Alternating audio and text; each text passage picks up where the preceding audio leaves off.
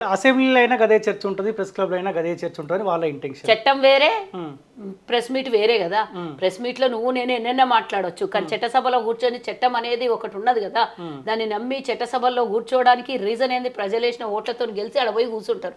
ఆడ కూర్చుంటే ఒకటి చట్ట రూపం దాల్తుంది, ఏదైనా మాటలకి చర్చలకి అప్పటికప్పుడు ఒక రూపం దాల్తుంది. అక్కడ మాట్లాడినటువంటి మాటలు సత్యమైతాయి. కాబట్టి అక్కడ చర్చలు చేద్దామనే దేనికోసం? గతంలో మీరు 5 రోజులు అసెంబ్లీ నడిపేయకపోతున్నారు, మీ ఇష్టానుసారంగా బిల్లులు పాస్ చేసుకొని పోతుంటారు. ప్రతిపక్షాలు ఉన్నది కూడా చూడకుంటారు, పర్మనెంట్ సస్పెండ్ చేస్తుంటారు. మీరు చూసారు కదా, గతంలో 2014 నుంచి 18 వరకు జరిగింది, 18 నుంచి 23 వరకు చూసి. కానీ మేము చర్చకు రమ్మంటున్నాం, స్పీకర్కి లేఖ రాయమంటున్నాం. స్పీకర్ కూడా ఎదురు చూస్తున్నాడు, పిలిచిండు.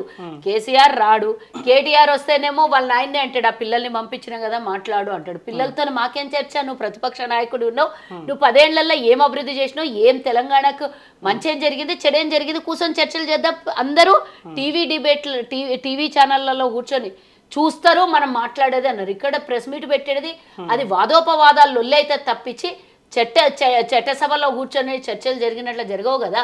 అయినా కానీ దమ్ము లేదా నీకు రావడానికి? మేము ఆల్రెడీ ఒక ఛాలెంజ్ విసిరినాం, ఆ ఛాలెంజ్ స్వీకరించకుండా నువ్వు రాని, నువ్వు స్పెషల్గా ఛాలెంజ్ 72 గంటలు ఎందుకు విసిరాలి? పిలిచినప్పుడు చేత కాలేదు, ఎందుకు ఒప్పుకుంటలేవు? చర్చకు రానికి ఎందుకు ఒప్పుకుంటలేరు? ఇద్దరు తండ్రి కొడుకులు గిడ మాట్లాడదాం అని తెలుసు కదా. గిడి పిలిస్తే రాము పని లేదు పాట లేదా, నువ్వు విలువంగానే